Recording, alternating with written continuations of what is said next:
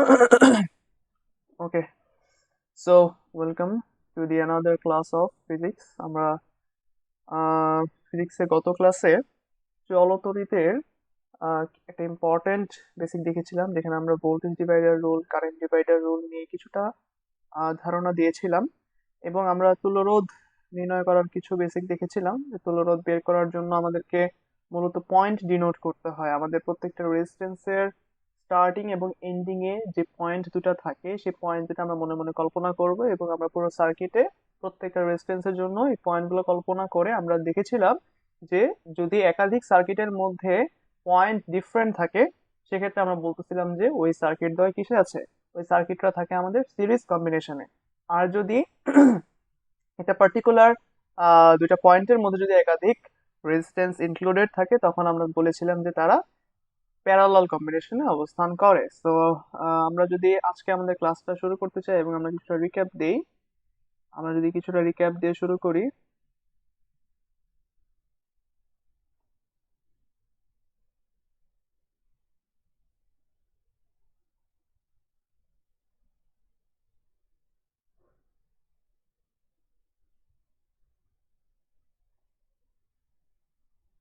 Physics আমরা ছিলাম কিসে? চলতরিতে ছিলাম, তাই না? চলো তড়িৎ। আচ্ছা, আমরা যদি একটু রিক্যাপ দেই, রিক্যাপে আমাদের কি ছিল? মূলত আমরা আজকে রিক্যাপ দিয়ে শুরু করব, তারপর আমরা নতুন একটা টপিকে যাব। রিক্যাপ করি। আমরা যেটা দেখেছিলাম যে আমাদেরকে একটা রোধ দিয়ে দিত, আমাদেরকে এরকম রোধ থাকতো আমাদের কাছে একটা, এবং আমরা আহ দেখাতে চেষ্টা করতাম যে ওই রোধদ্বয় বা ওই রোধগুলা, সেটা এক বা একাধিক রোধ হতে পারে, এই রোধগুলা কোন কম্বিনেশনে থাকে সেটা আমরা দেখানোর জন্য বলেছিলাম যে আমাদেরকে পয়েন্ট ডিনোট করতে হয় প্রত্যেকটা রোধের স্টার্টিং এ এবং ওই রোধের এন্ডিং। এরকম প্রত্যেকটা স্টার্টিং এবং এন্ডিং এ যদি একাধিক রোধ কানেক্টেড থাকে, তখন আমরা বলেছিলাম যে ওই রোধগুলো কিসে থাকে, ওই রোধগুলো আমাদের সিরিজ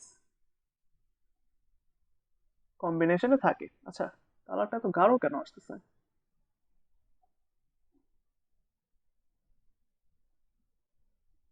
তখন তারা কিসে থাকে? তখন তারা সিরিজে থাকে।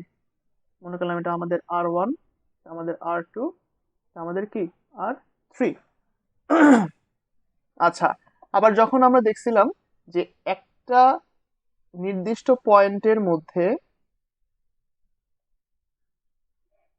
একটা নির্দিষ্ট পয়েন্টের মধ্যে আমাদের একাধিক রোধ ইনক্লুডেড থাকে।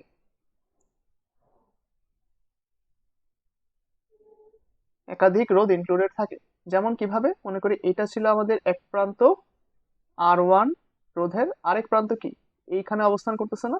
তারপর R2 রোধ যদি এটা হয়, R2 রোধের ক্ষেত্রে আমরা দেখতেছি যে স্টার্টিং পয়েন্ট এটা এবং এন্ডিং পয়েন্ট এটা। আমি যদি একটা নাম দিই, মনে করো এটার নাম ছিল এ, এটার নাম ছিল বি, সেক্ষেত্রে কি R1 এর দুই প্রান্তে এ বি, R2 এর দুই প্রান্তে এ বি, R3 এর দুই প্রান্তে কি অলসো এ বি। আর এইখানে সিরিজের ক্ষেত্রে আমরা একটু নামকরণ করে দিলাম এ বি সি ডি, তখন কিন্তু কি ছিল, প্রত্যেকটা পয়েন্ট প্রত্যেকটা রেজিস্ট্যান্স এগুলো ডিফারেন্ট ছিল। তো যখন একই পয়েন্টের মধ্যে অবস্থান করে, তখন আমরা বলি যে তারা কিসে আছে, তারা তখন প্যারালালে অবস্থান করছে। এটা ছিল আমাদের মূলত সিরিজ এবং প্যারালাল চেনার একটা ওয়ে। এটা হচ্ছে আমাদের ওয়ে নাম্বার ওয়ান। এটা হচ্ছে আমাদের way number one. Way number two তে আমরা দেখছিলাম যে আমাদের যখন একটা ভোল্টেজের সোর্স দিয়ে দেয়, একটা ভোল্টেজ সোর্স থাকে, সেটা এসি কারেন্টের উৎস হতে পারে বা ডিসি উৎস হতে পারে, বা ব্যাটারি বা সেল, যে কোনো কিছু হতে পারে। সো আমরা দেখি যে ওই অরিজিনটার বা উৎসটার বা সোর্সটার প্লাস প্রান্ত থেকে আমাদের কারেন্ট বের হয়। যে কোনো সার্কিটের ক্ষেত্রে আমাদেরকে যে ভোল্টেজ সোর্সটা দিয়ে দিবে, সেটার যে পজিটিভ সাইড থেকে আমাদের কি কারেন্ট পাস হয়। পজিটিভ সাইড থেকে কারেন্ট পাস হলে সেই কারেন্ট গুলা যদি একাধিক রোধের মধ্য দিয়ে একই লাইনে পাস হয়, একাধিক রোধের মধ্য দিয়ে, আমি যদি একাধিক রোধ নেই,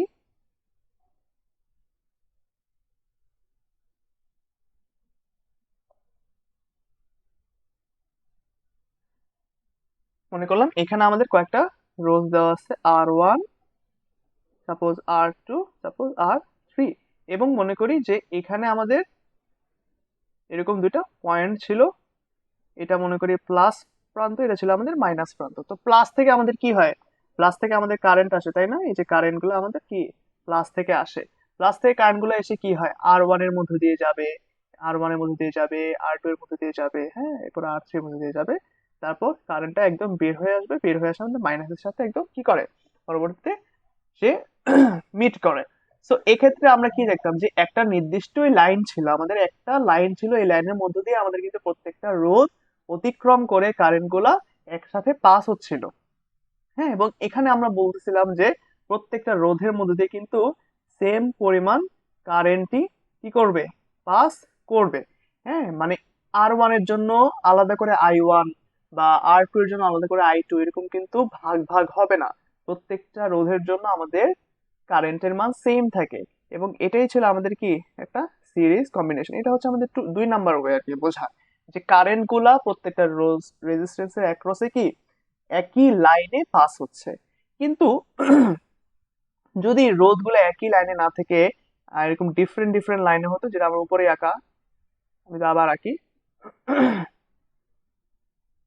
মনে করলাম এখন আমাদের কাছে এরকম দুইটা রোধে আছে, দুইটা রোধ আছে আমাদের কাছে, আমরা যদি নামকরণ করে দেই, মনে করি এটার নাম কি, এটার নাম মনে করি R1, এটার নাম মনে করি R2।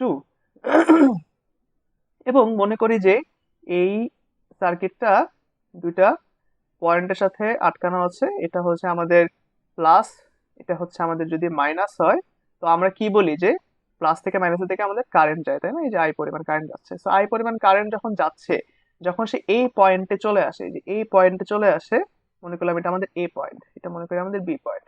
তো এই পয়েন্টে যখন চলে আসে তখন আমাদের কারেন্টটা কি দুই ভাগে ভাগ হয়ে যায় না? কারেন্টটা কি আমাদের এই লাইনে একটু ভাগ হবে, এই লাইনে একটু ভাগ হবে। এখানে যদি I1 পরিমাণ যায়, এখানে কি যেত আমাদের I2 পরিমাণ, যেহেতু দুইটা ডিফারেন্ট লাইন, দুইটা ডিফারেন্ট লাইনে দুইটা আলাদা আলাদা কারেন্ট পাস হবে। তখন আমরা বলতেছিলাম যে R1 এর জন্য এক প্রকার কারেন্ট পাবো, R2 এর জন্য আমরা আরেক প্রকার কারেন্ট পাবো। আমাদের এখানে টোটাল যে আইটা ছিল, টোটাল আইটা কি দুই ভাগে ভাগ হয়ে যাচ্ছে, একটা হচ্ছে আমাদের I1 আর একটা হচ্ছে আমাদের I2। তো I1 আর I2 একত্রিত করলে মূলত কিন্তু আমরা আই এর মান পাবো। এবং আমরা আরেকটা কথা বলছিলাম যে আই এর ডিস্ট্রয় হয় না, তাই না? আই কখনো একটা বর্তনীর মধ্যে বা একটা সার্কিটের মধ্যে আই কখনো শেষ হয় না, কখনো ধ্বংস হয় না। আই যে পরিমাণ প্রডিউস হতে পারে, একটা ব্যাটারি বা একটা এসির মধ্যে যতটুকু পরিমাণ কারেন্ট প্রডিউস করে সেটা আমাদের পুরো সার্কিটের মধ্যে চলে। সরি ভাই, একটু ঠান্ডা লাগছে, তো so আমার কথাটা আহ, একটু ভেঙে ভেঙে যাচ্ছে, আই গেস নেভার মাইন্ড।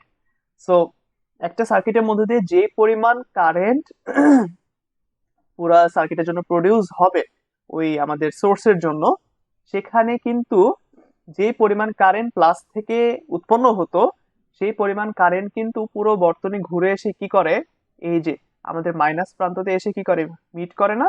তো ওই কারেন্টের পরিমাণটা কিন্তু সেম থাকে, এই কারেন্ট কিন্তু কোথাও ধ্বংস হয়ে যাচ্ছে বা ভ্যানিশ হয়ে যাচ্ছে কিছু পরিমাণ, এরকম কিন্তু নেই, ঠিক আছে? তো প্রত্যেকটা সার্কিটের জন্য যে পরিমাণ কারেন্ট প্রডিউস হয়, সেই পরিমাণ কারেন্টই আবার ব্যাক করে, ঠিক আছে? তো যেরকম আহ একাধিক লাইনে কারেন্ট বিভক্ত হয়ে যায়, এই যে কারেন্ট বিভক্ত হয়ে যায়, তো ওই ধরনের আমরা কম্বিনেশনকে তখন বলবো যে তারা প্যারালাল কম্বিনেশনে আছে ওই রেজিস্ট্যান্স গুলা, ঠিক আছে? তো যখন একই লাইনে পাস হচ্ছে তখন তো কি বলবো, তারা সিরিজে আছে। আর যখন ডিফারেন্ট ডিফারেন্ট লাইনে আমাদের কারেন্ট ডিভাইডেড হয়ে যায়, তখন বলবো যে রেজিস্ট্যান্স গুলো আমাদের প্যারালালি আছে। তো এটা হচ্ছে আমাদের দুইটা ওয়ে, সিরিজ এবং প্যারালাল কম্বিনেশন বোঝার। যে দুইটা ওয়ে আছে, একটা হচ্ছে পয়েন্ট ডিনোটিং, একটা হচ্ছে পয়েন্ট ডিনোটিং, আর একটা হচ্ছে কি এরকম লাইন দেখা, যে আম, একই লাইনে কারেন্ট যাচ্ছে কিনা। যদি একই লাইনে একাধিক রেজিস্ট্যান্সের মধ্যে দিয়ে কারেন্ট যায়, তখন আমরা কি বলবো, যে কারেন্ট সেম। এবং যদি একাধিক লাইনের মধ্যে দিয়ে কারেন্ট ডিভাইড হয়ে যায় এবং প্রত্যেকটা রোধের মধ্যে দিয়ে আমাদের বিভিন্ন পরিমাণ কারেন্ট পাস হচ্ছে এরকম মনে হয়, তাহলে সেক্ষেত্রে আমরা বলবো যে ওই কম্বিনেশনটা হচ্ছে আমাদের কি, ওই কম্বিনেশনটা আমাদের প্যারালাল কম্বিনেশন। আচ্ছা, তারপর আমরা দেখেছিলাম হচ্ছে ভোল্টেজ ডিভাইডার রুল এবং কারেন্ট ডিভাইডার রুল, তাই না? আমরা এখানে যদি ফার্স্ট লিখি ভোল্টেজ ডিভাইডার রুল, এমন ঠান্ডা লাগছে, কথা বলতে পারতেছি না। ওকে, সো আমরা current divider voltage divider rule নিয়ে কথা বলছিলাম। Voltage divider rule, voltage divider rule আমরা সবাই জানি যে ভোল্টেজ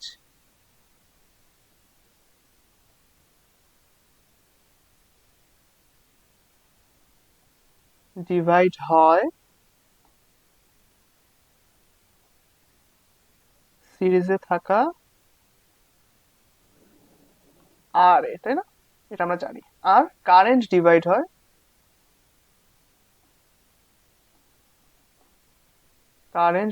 হয়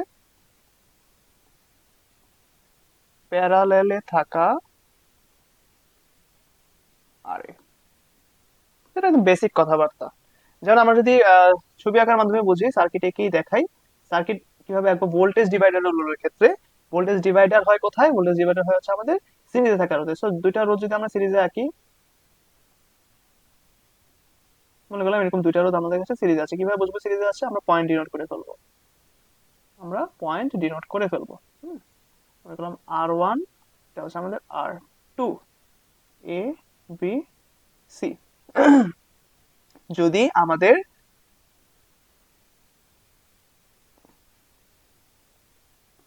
এই লাইনটা কোন একটা অরিজিনের সাথে কানেক্টেড থাকে বা উৎসের সাথে কানেক্টেড থাকে, মনে করলাম এটা আমাদের প্লাস, এটা আমাদের কি মাইনাস, এবং এদের মধ্যে যেই ভোল্টেজটা ছিল সেটাকে আমরা যদি ভি দিয়ে ডিনোট করে দেই যে এদের মধ্যে কি ভি পরিমাণ ভোল্টেজ কাজ করছে।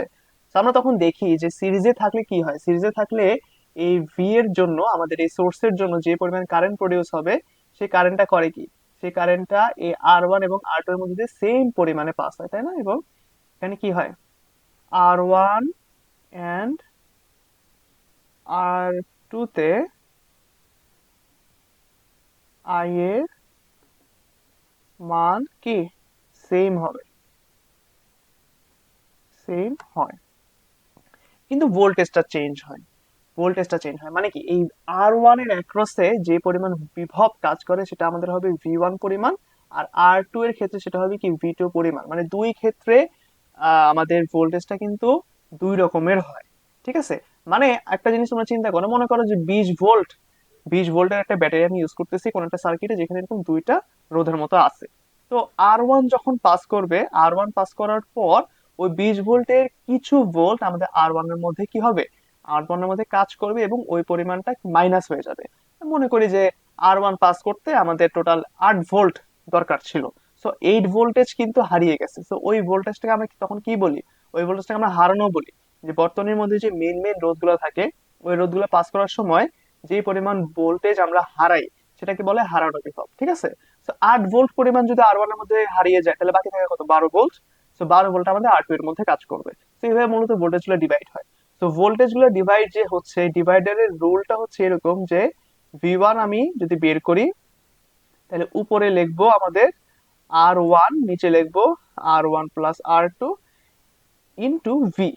মানে আমি যার ভোল্টেজ বের করতে চাই, যে রেজিস্ট্যান্সে ভোল্টেজ বের করতে চাই, সেই রেজিস্ট্যান্সটা হবে আমাদের উপরে, এবং যে দুইটা রেজিস্ট্যান্স আমরা নিচ্ছিলাম বা আমাদেরকে দেওয়া হয়েছিল ওই দুইটার যোগফল হবে নিচে, ইনটু হবে, আমাদের পুরো সার্কিটের যে ভোল্টেজ আমাকে দিয়ে দিয়ে দিয়ে দেওয়া হয়েছিল, মানে সোর্স ভোল্টেজ আর কি, যেটা। ঠিক আছে? এটাকে একবার এভাবে লিখেছি, V R1 divided by R1 plus R2। আবার যদি আমি V2 বের করতে চাই, তখন কি হবে? তখন হবে আমাদের উপরে R2, R1 plus R2 into কি ভি, মানে VR2 divided by R1 plus R2। এই হচ্ছে গিয়ে মূলত আমাদের ভোল্টেজ ডিভাইডার রুল। হ্যাঁ, ভোল্টেজ ডিভাইডার রুলে কিন্তু আর তেমন কিছু নাই। এটা মনে রাখতে হবে, এটা খুব ইম্পর্টেন্ট একটা জিনিস। সরি, এটা খুবই ইম্পর্টেন্ট একটা জিনিস।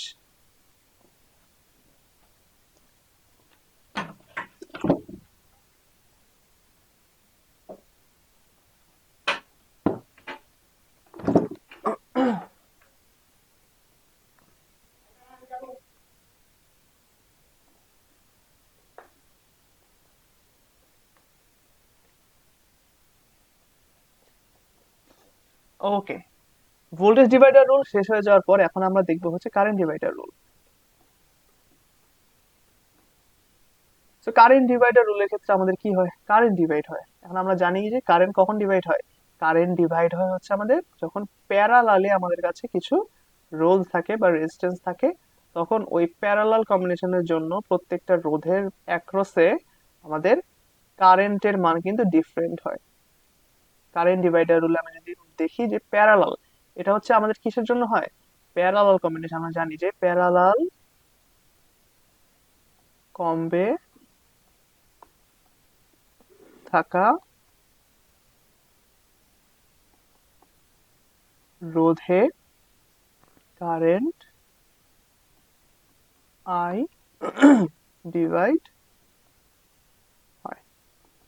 ওকে, আমি যদি দুটা রোধ নেই যারা কিসে আছে, অবশ্যই প্যারালালি থাকতে হবে।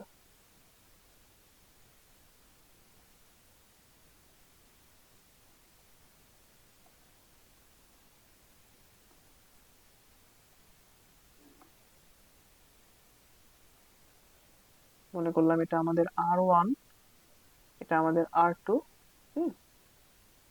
এক প্রান্ত ছিল আমাদের এ আর এক প্রান্ত ছিল বি, তো অবশ্যই এরা কিসে আছে, প্যারালালে আছে। এবং এ প্রান্তকে আমি এবং বি প্রান্তকে আমি একটা ব্যাটারির সাথে কানেক্ট করে দিলাম, মনে করি এই ব্যাটারি ভোল্টেজ আমাদের ভি। এবং এই ভি থেকে আমাদের যে কারেন্ট প্রডিউস হবে সেই কারেন্টটাকে আমি বলতেছি কি, আই বলতেছি। ঠিক আছে, এখন আমরা যতটুকু জানি, আমাদের যতটুকু ল আমাদের জানা আছে, যে কারেন্ট যখন আমরা যখন ভোল্টেজ দেখি, ভোল্টেজটা কিন্তু আমাদের প্যারালালি সবসময় কি থাকে, প্যারালালি আমাদের ভোল্টেজটা সেম থাকে। ঠিক আছে, আর কারেন্টটা সেখানে ডিভাইড হওয়া শুরু করে, কারেন্টটা ডিভাইড হওয়া শুরু করে। যেমন মনে করো এখানে যখন আমাদের কারেন্ট প্রডিউস হলো, এখানে কি আমাদের R1 যখন পাস করবে, কারেন্টটা এই যে দুই ভাগ হয়ে যায় তাই না, R1 যখন পাস করবে তখন এখানে I1 পরিমাণ কারেন্ট যাবে, আর R2 যখন পাস করবে সেখানে I2 পরিমাণ কারেন্ট যাবে। Thus we can say that I is equal to I1 plus কি, I2। Okay, I is equal to I1 plus I2। এটাকে অবশ্য অনেকে কেসিএল ও বলে, এটা তোমাদের টপিকে নাই। কেসিএল হচ্ছে কার্শফস কারেন্ট ল, এটা আমরা পরে দেখবো। ওকে, সো আর এখানে কি থাকবে, আমাদের ভোল্টেজ সেম থাকবে সবসময় তাই না, ভোল্টেজ রিমেইনস সেম। কারেন্ট যে আমাদের ডিভাইড হলো, কারেন্ট ডিভাইড হয়ে কি IR1 এবং I2 হলো, সো ওই I1 I2 এর মানটা আমরা বের করবো এভাবে।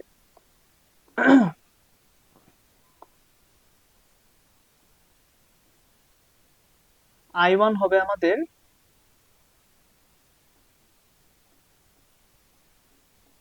দেখো আমরা যখন V1 বের করছি, তোমাদের মনে আছে কিনা, আমরা যখন V1 বের করছিলাম তখন আমরা করেছিলাম কি R1 divided by R1 plus R2 into V. মানে যার ভি বের করতেছি তার আরটাই মূলত উপরে বসে। কিন্তু কারেন্টের ক্ষেত্রে দেখো, কারেন্টের ক্ষেত্রে আমরা যার আই বের করব, মানে R1 এর যদি আই বের করতে চাই তাহলে আমাদের প্রথমে মানে উপরে হবে হচ্ছে তার অপোজিট রেজিস্ট্যান্সটা, মানে R2টা আমাদের উপরে যাবে। ঠিক আছে, এটা খুবই সিম্পল একটা জিনিস। ভি যখন বের করব তখন যার জন্য ভি বের করব তার আরটা উপরে হবে, আর আই এর ক্ষেত্রে উল্টা হবে জাস্ট। ঠিক আছে, IR2 divided by R1 plus R2, R1 plus R2। Okay, তারপর আমরা যদি I2 বের করতে চাই, I2 কি হবে, I2 হবে আমাদের R1 divided by R1 plus R2 into I. That means আমাদের R1 R1 প্লাস R2। এগুলো হচ্ছে মূলত আমাদের এক একটা ল, কারেন্ট ডিভাইডার ল, ভোল্টেজ ডিভাইডার ল। এই ল গুলো কিন্তু মাথায় রাখতে হবে। হ্যাঁ, বিভিন্ন সার্কিট সলভিং এ আই এবং ভি এর মান বের করার সময় কিন্তু আমাদের এই কারেন্ট ডিভাইডার ল গুলো খুব ভালো মতো কাজে দেবে, তখন কিন্তু আমাদেরকে এগুলো খুব ভালো মতো পারতে হবে। ঠিক আছে, সো এগুলো খুব ইম্পর্টেন্ট বেসিক, এই বেসিক গুলো জানা থাকা লাগবে। আমরা জাস্ট রিক্যাপ করলাম। এখন আমরা যেটা দেখবো সামনে, এখন আমরা যেটা সামনে দেখবো সেটা হচ্ছে প্রত্যেকটা রেজিস্ট্যান্সের জন্য আলাদা করে আই ভি কিভাবে বের করতে হয়। আই ভি মানে প্রত্যেকটা রেজিস্ট্যান্স আলাদা করে কারেন্ট, আলাদা করে ভোল্টেজ কিভাবে বের করতে হয় সেটা আমরা এখন একটু দেখবো। আচ্ছা, এটা কি 10 মিনিট পর বন্ধ হয়ে যাবে? ওকে, সো আমাদেরকে একটা সার্কিট দিয়ে দেওয়া হয়েছে, 9টা রোধ আছে সার্কিটের মধ্যে এবং এক একটার এক এক ধরনের রোধের ভ্যালু দেওয়া, এবং আমাদেরকে কোশ্চেনে বলেছে যে এই বর্তনীর তুল্যরোধ কত হবে এবং প্রত্যেক রোধের মধ্যে আমাদের আই এর মানটা বের করতে বলছে। হ্যাঁ, প্রত্যেক রোধের মধ্যে যে কি পরিমাণ আই পাস হবে সেই আই পাসের মানটা আমাদের মূলত বের করতে বলছে। আচ্ছা, তো এই ধরনের কোশ্চেনের ক্ষেত্রে যখন আমাদেরকে তুল্যরোধ বের করতে বলে তখন প্রথমে আমাদের কাজ হচ্ছে কি করা, প্রথমে আমাদের কাজ হচ্ছে পয়েন্ট ডিনোট করা। পয়েন্ট আমরা যদি ডিনোট করতে চাই, আমরা যদি বলি যে আর ওয়ান এর এক প্রান্তে আছে এ পয়েন্ট, আর ওয়ান এর আরেক প্রান্তে আছে কি পয়েন্ট, মনে করি বি পয়েন্ট। আর টু এর এক প্রান্তে আছে বি পয়েন্ট, আরেক প্রান্তে মনে করি সি পয়েন্ট, এবং আর থ্রি এর এক প্রান্তে এ, এক প্রান্তে সি হয়ে গিয়েছে, এবং আর ফোর এর এক প্রান্তে এ হয়ে গিয়েছে, আমি আরেক প্রান্তে ডি বলতে পারি। ডি বললে আর ফাইভ এর ক্ষেত্রে দেখো আমাদের কি দুই প্রান্ত ডিনোটস, তো এই জায়গার কিন্তু আমাদের এবিসিডি আমরা নাম দিতে পারি, যেটা একটা এবিসিডি পয়েন্ট। হ্যাঁ, ওকে। তাহলে আর সিক্স এর ক্ষেত্রে এক প্রান্ত সি হলে আরেক প্রান্তকে আমরা যদি ই বলি, যেটা ডি হয়ে গেছে, আমরা এটাকে ই বলতে পারি। আচ্ছা, তারপরে এই তিনটা রোধের জন্য আর সেভেন, আর এইট এবং আর নাইন এর জন্য আমরা কি বলতে পারি, মনে করি আর সেভেন এর এক প্রান্তে ই আছে, আরেক প্রান্ত যেহেতু এখানে মিলেছে এটাকে আমরা বলতে পারি এফ, তাই না? এটাকে এফ বলে, আর এইট এরও আমাদের কি দুই পাশে ইএফ, এবং এই প্রান্ত যদি এফ হয় তাহলে অবশ্যই অবশ্যই আমাদের এই প্রান্তটাকে আমরা এফ বলতে পারি। সো আমরা ডিনোট করে ফেলেছি আমাদের প্রত্যেকটা রেজিস্ট্যান্স, এবং এই ডিনোটের ভিত্তিতে আমরা এখন বলে দিতে পারি যে কোন কোন জায়গায় কোন কোন রোধ কোন কোন কম্বিনেশনে আছে। তো এই যে ইএফ লাইনের মধ্যে আমরা যদি লিখি যে ইএফ লাইনে R seven, R eight and R nine R in কি অবশ্যই প্যারালাল কম্বিনেশনে থাকবে, তারা প্যারালাল কম্বিনেশন আছে যেহেতু তারা কি একই পয়েন্টের অন্তর্গত। আর সিক্সটা যেহেতু একটাই রেজিস্ট্যান্স, ওইটা আর আমরা ধর্তব্যের মাঝে আনলাম না। দেখো, A B R B C মানে আর one R two, A B B C মানে কি আর ওয়ান অ্যান্ড আর টু, যেহেতু আলাদা আলাদা পয়েন্ট তারা কি ইন সিরিজ। আমরা লিখে রাখতেছি যে কে কে সিরিজে আছে বা কে কে নাই। হ্যাঁ, তারপরে আর ওয়ান এবং আর টু সিরিজ হয়ে যাওয়ার পর যেহেতু এখানে একটা রোধ হয়ে যাবে, তখন আর থ্রির সাথে সেটা প্যারালালে থাকবে। ঠিক আছে, তারপর আর ফোর এবং আর ফাইভ এখানে প্যারালালে আছে। যাই হোক, তো এগুলো আমরা এখন পুরোটা সলভ করার মাধ্যমে আস্তে আস্তে দেখবো। তো যেহেতু তুল্যরোধ বের করতে বলেছে বা ইকুইভ্যালেন্ট রেজিস্ট্যান্স বের করতে বলেছে, আমরা প্রথমে ইজি জায়গা থেকে শুরু করি, আমরা প্রথমে ইএফ লাইন থেকে শুরু করি। তো ইএফ লাইনের ক্ষেত্রে মনে করি সলিউশন, ঠিক আছে। আচ্ছা, ইএফ পয়েন্টে প্রথমে লিখবো হচ্ছে ই এফ পয়েন্টে, পয়েন্টে আমরা কি কি পাই, যেহেতু প্যারালাল আছে আমি বলতে পারি আর পি ওয়ান, তাই না? আর পি ওয়ান বললে কি আসে, ten parallel, ten parallel ten. তার মানে কি, তার মানে হচ্ছে ten inverse one, ten inverse one, ten inverse one, whole inverse one is equal to আমাদের কি আসে, ইজ ইকুয়াল টু তোমরা দেখবা এটার মান আসে আমাদের আম, তোমাদের 3 আই গেস 3 আসে। হ্যাঁ, 3.33 আসে, এত ওহম। ঠিক আছে, তো আমাদের ইএফ পয়েন্টের তুল্যরোধ আপাতত বের হয়ে গেছে। সিই পয়েন্টে আমাদের কি আছে, সিই পয়েন্টে আছে আমাদের আর সিক্স, সিই পয়েন্টে পয়েন্টে কি আছে আর সিক্স। আর সিক্স যেহেতু একাই আছে নিজে, তো এটাকে আমরা কোনো কিছু করতে পারতেছি না, এটাকে আমরা আলাদা রেখে দিতে হবে। তারপর আমরা যাব হচ্ছে এখন আমাদের এ বি সি ডি ওই পয়েন্টে। ঠিক আছে, এখন একটু বড় জায়গায় যাবো, এখানে একটা অনেক হিসাব নিকাশ আছে, ওগুলো একটু আমাদেরকে বুঝতে হবে। ওকে, তো দেখো এ বি সি ডি পয়েন্টে, এ বি সি ডি পয়েন্টে, এ বি সি ডি পয়েন্টে, এ বি সি ডি পয়েন্টে আমাদের একদম প্রথমে থেকে যদি আসি যে আর ওয়ান এবং R two R in series, তাই না? R one and R two in series. আমরা কি লিখতে পারি যে R S one is equal to R one plus কি R two is equal to কি 5 + 5, না? 5 plus 5 is equal to 10 ohm. সেটা আমরা হয়ে গেল। তারপর তারপর হচ্ছে আমাদের দেখো R1 এবং R2 যদি হয়ে যায়, আমি যদি এটা রাফলি দেখাই, মনে করো এটা R1 ছিল, এটা আমাদের R2 ছিল, তাই না? এরা যখন আমি তুল্য রোধ করবো তখন কিন্তু তারা এরকম একটা রোধ হয়ে যাবে, এরকম একটা রোধ হয়ে যাবে, ঠিক আছে? এখন এখানে যখন আমাদের একটা এক্সট্রা রোধ ছিল, এই রোধটা কিন্তু আমাদের সাথে এখনো থেকে গেছে। যেহেতু এখানে একটা লাইন ছিল, এখানে একটা লাইন ছিল, তার মানে কি আমাদের এখান থেকে কারেন্ট আসছে, কারেন্ট এসে আমাদের এখানে দুই ভাগে ভাগ হইতো, স্টিল কারেন্ট এসে কিন্তু দুই ভাগে ভাগ হবে। তো যেখানেই কারেন্ট ভাগ হয় এবং সেখানে যখন দুই লাইনের মধ্যে রেজিস্ট্যান্স থাকে তখন আমরা বলি যে তারা প্যারালালি অবস্থান করতেছে। এটা R1, এটা R2 হলে এই যে তুলরোধ যদি আমি বলি RS1, তাহলে এখানে আমাদের আর কি ছিল, 3 ছিল, তাই না? তো R3 আর RS1 এখন কিসে আছে? অবশ্যই প্যারালাল কম্বিনেশন আছে। তো এই জিনিসটা আমি এখন লিখবো যে RS1 এবং আমাদের R3 নাও আর ইন কি প্যারালাল, যে RS1 and R3 are in কি প্যারালাল, প্যারালাল। সো প্যারালাল দিলে আমি কি বলবো, আমি কিন্তু RP1 এক জায়গায় বের করতে তাই না, যে এফ পয়েন্ট আছে, আমি এখন RP2 ডিনোট করতে পারি। RP2, RP2 কি আছে, RS1 parallel R3, so 10 parallel, ওইটাও 10 তাই না, এই যে 10 মানে কি 10 ইনভার্স 1 প্লাস 10 ইনভার্স 1, এরপর কি হোল ইনভার্স। মানে আমরা এখানে যেটা করতে পারি সেটা হচ্ছে আম, এখানে আমাদের কত আসে যদি ক্যালকুলেটর ইউজ করি, 10 ইনভার্স 1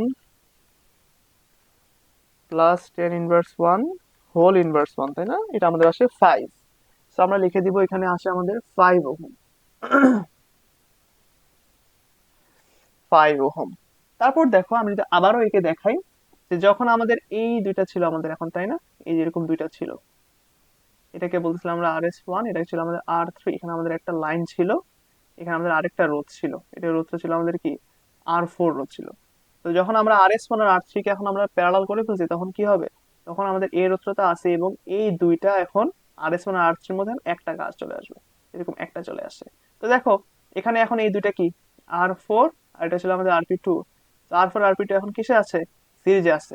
তো এদেরকে আমার এখন সিরিজ করে ফেলতে হবে, এদেরকে আমি এখন সিরিজ সার্কিটে নিয়ে গিয়ে এদেরকে আমি একসাথে যোগ করে দিব। তো আমি এখন বলতে পারি যে RP2, এখন আমি বলতে পারি যে, এখন আমরা বলতে পারি যে RP2 and R4, তাই না, R4 আর ইন কি সিরিজ। সো আমি RS1 পর্যন্ত ইউজ করছি, আমি এখন RS2 ইউজ করতে পারবো। RS2 ইজ ইকুয়াল টু কি RP2 প্লাস R4। RP2 হচ্ছে আমাদের 5 ওহম, R4 কি, R4 হচ্ছে 10 ohm. So is equal to কি 15 ওহম, তাই না? 15 ওহম পর্যন্ত আমরা পেয়ে গেলাম। আচ্ছা আমরা যদি একটু ছোট করি,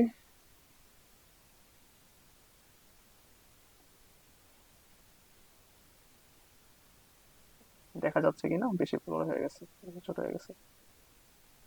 আচ্ছা আমরা যদি এখন একটু এই পাশে লিখি,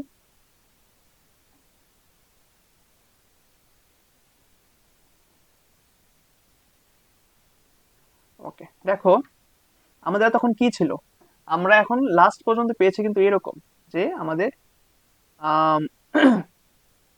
সরি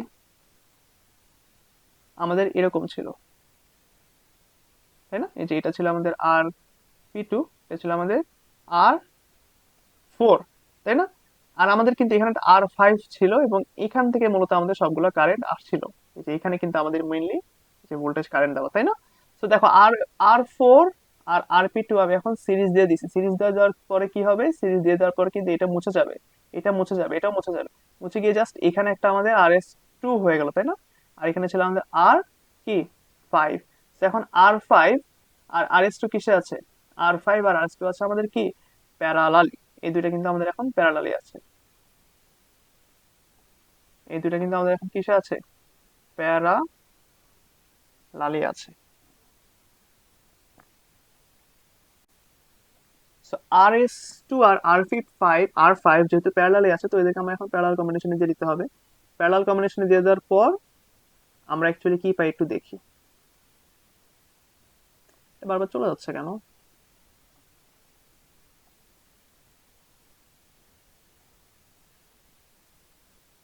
হ্যাঁ, হয়েছে। তো ফাইনালি আমরা এখন লিখতে পারি কি যে আর পি থ্রি ইউজ করতে পারি আমরা এখানে, তাই না? যে R P three is equal to কি, আর পি থ্রি হচ্ছে আমাদের আর ফাইভ, আচ্ছা R P, sorry R P তো না, আর এস টু হবে এখানে,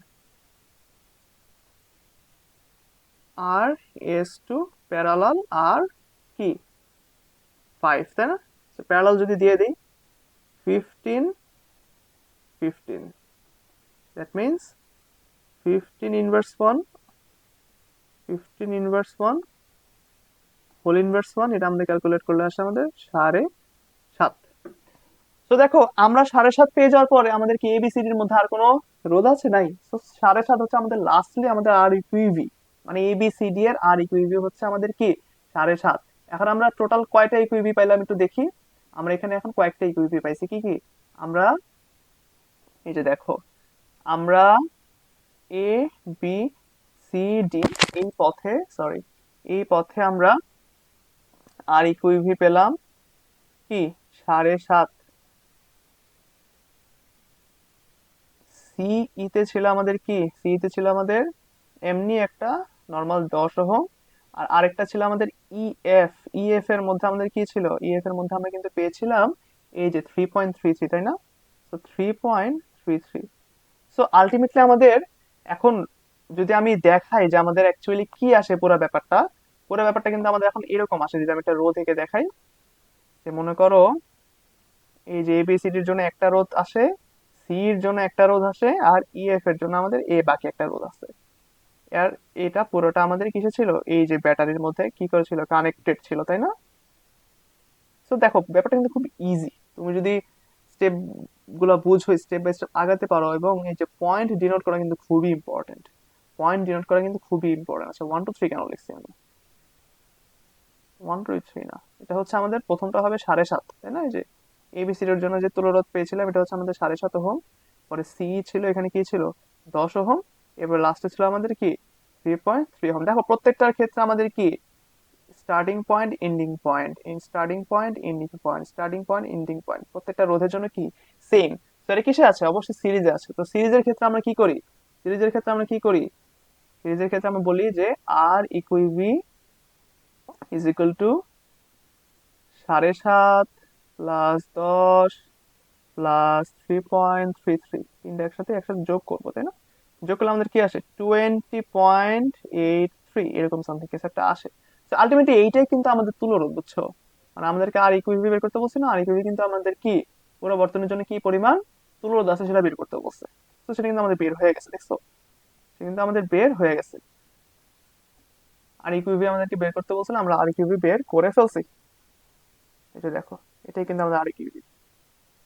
ঠিক আছে? তো এটা এটা নিয়ে কোনো প্যারা খাওয়া যাবে না যে অনেক বড় একটা সার্কিট দিয়ে দিল, এটা থেকে আমরা কিভাবে তুলনা বের করবো, এটা কিন্তু কোনো প্যারা খাওয়া যাবে না। খুবই ইজি একটা ব্যাপার, খুবই নর্মাল একটা জিনিস। এটা কিন্তু একদম ভালো মতো বেসিক নিয়ে যদি পড়তে পারো, পয়েন্ট ডিনোট করতে পারো, বা ওই কারেন্টের ফ্লো একই লাইনে না কি ভিন্ন ভিন্ন লাইনে যাচ্ছে ওই জিনিসটা বুঝতে পারো, তাহলে সেক্ষেত্রে কিন্তু খুবই ইজি। ঠিক আছে? আচ্ছা, তারপরে আমাদের নেক্সট কিন্তু আরেকটা কোশ্চেন ছিল, আমাদের কিন্তু একটা কোশ্চেন দেয় নাই, আমাদের কিন্তু দুইটা কোশ্চেন। আরেকটা কোশ্চেন ছিল প্রত্যেকটা রোধের মধ্যে দিয়ে কি পরিমাণ আই যাবে সেটা বের করতে বলছিল, তাই না? প্রত্যেকটা রোধের মধ্যে দিয়ে আমাদের কি পরিমাণ আই যাবে সেটা বের করতে বলছিল। কোশ্চেন নাম্বার 2, কোশ্চেন 2, তাই না?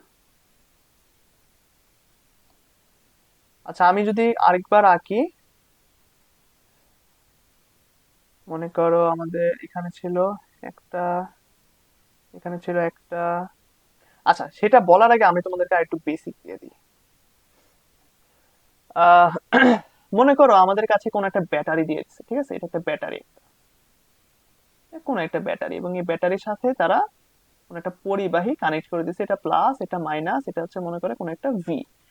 এখন এই ব্যাটারি কি করবে, কারেন্ট প্রডিউস করে, কারেন্ট প্রডিউস করে সে দেখে যে কারেন্ট প্রডিউস যে করছে এবং এই পরিবাহকের মধ্যে দিয়ে কোন কোন জায়গায় রোধ আছে, তাই না? এই যে এখানটা রোধ আছে, মনে করলাম এই রোধের মধ্যে দিয়ে আমাদের কারেন্টটা যাবে, এখানে যদি সে আই পরিমাণ কারেন্ট প্রডিউস করে, মনে করো এখানে আই পরিমাণ কারেন্ট প্রডিউস করছে, তাই না? তো এখানে আই পরিমাণ কারেন্ট এই রোধটার মধ্যে দিয়ে, মনে করো আর ওয়ান এই রোধের মধ্যে দিয়ে গেল, যার পরে কি হবে বলো তো, আর ওয়ান এর মধ্যে দিয়ে কি পরিমাণ আই যাবে?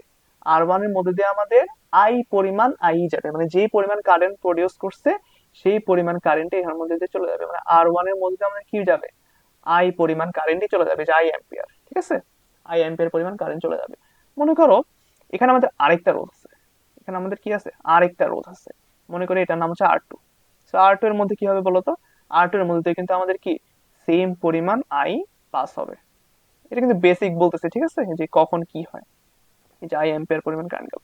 মনে করো এরপরে কারেন্টটা, সরি, আমাদের পরিবাহকটা এরকম দুই ভাগে ভাগ, মনে করো এখানে এরকম দুই ভাগে ভাগ আছে, এরকম দুই ভাগে ভাগ হইলো। এটাকে আমি যদি বলি আর থ্রি, এটাকে যদি আমি বলি আর ফোর, তাহলে কি হবে?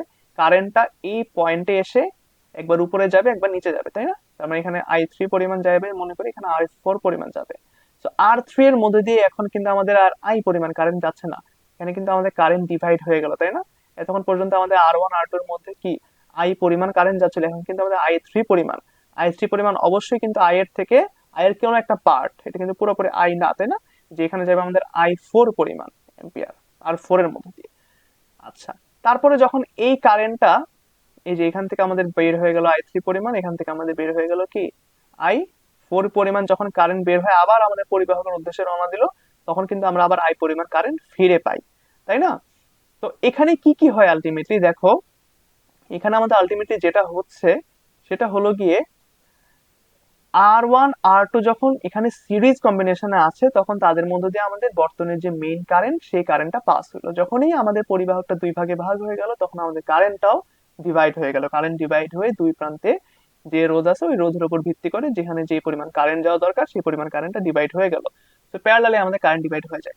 আর ভোল্টেজের ক্ষেত্রে কি হইতো, মনে করো এখানে আমাদের যে ভি পরিমাণ ভোল্টেজ সোর্স আছে, তো এই ভোল্টেজ গুলোর ক্ষেত্রে কি হইতো, আর ওয়ান এর মধ্য দিয়ে আমাদের কি হইতো, আর ওয়ান এর মধ্য দিয়ে আমাদের কিছু পরিমাণ ভোল্টেজ কাজ করে শেষ হয়ে যেত, ঠিক আছে? এই যে আর আই ওয়ান এর মধ্য দিয়ে আমাদের কিন্তু ভি ওয়ান পরিমাণ ভোল্টেজ এখানে ক্রিয়া করবে, ভি ওয়ান পরিমাণ ভি ওয়ান পরিমাণ ভোল্টেজ ক্রিয়া করবে, ভোল্টেজ ক্রিয়া করে সেটা কিন্তু কি হয়ে গেল, সেখানে হারায় গেল, মানে ওই বিভবটা কিন্তু শেষ, ওই বিভবটা এখানে নাই, ঠিক আছে?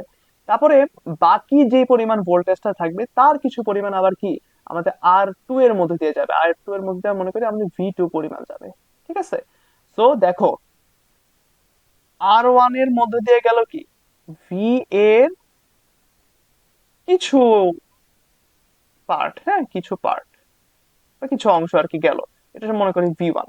তাহলে বাকি যে এইখানে, যে এখান থেকে শুরু করে যে এই বাকি যে আমাদের জায়গাটা আছে, এখানে আমাদের কতটুকু কাজ করবে, এখানে আমাদের কাজ করবে টোয়েন্টি মাইনাস ভি ওয়ান, যেখানে আমাদের কাজ করবে হচ্ছে, আচ্ছা ভি এর যদি কোনো একটা মান দিয়ে দিই, মনে করো 20 ভোল্ট, হ্যাঁ, তো এখানে আমাদের কাজ করবে কি 20 - ভি ওয়ান পরিমাণ, ঠিক আছে?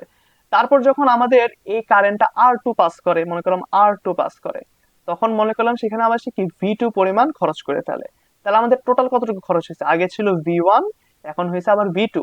তার মানে এই যে ভি ওয়ান আর ভি টু কিন্তু এখন কি হবে, এখন কিন্তু যোগ হয়ে যাবে, মানে কি V one plus V two পরিমাণ খরচ হয়ে গেছে।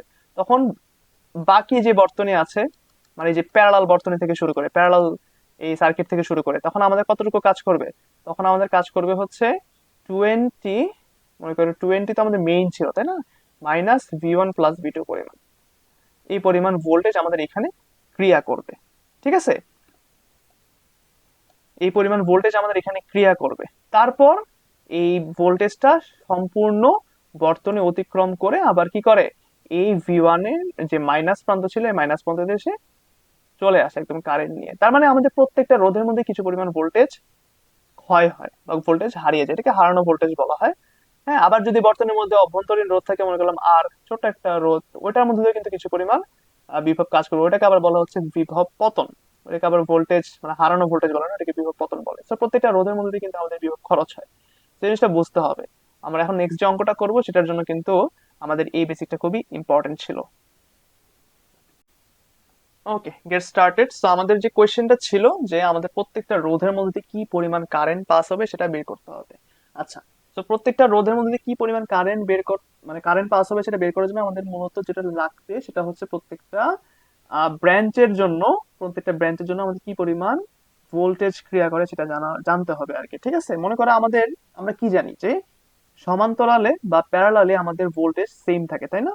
তো যদি ভোল্টেজ সেম থাকে তখন আমাদের এটা মনে হওয়াটা খুবই স্বাভাবিক যে হ্যাঁ ভাই, এই আই যখন আমাদের ডি বিন্দুতে এসে এরকম দুই ভাগে ভাগ হয়ে যাচ্ছে, তার দুই ভাগে ভাগ হয়ে যাওয়া মানে তো ভাইয়া যে আমাদের এই পুরা জায়গাটা কিসে আছে, প্যারালালে আছে ব্যাপারটা, তাই না?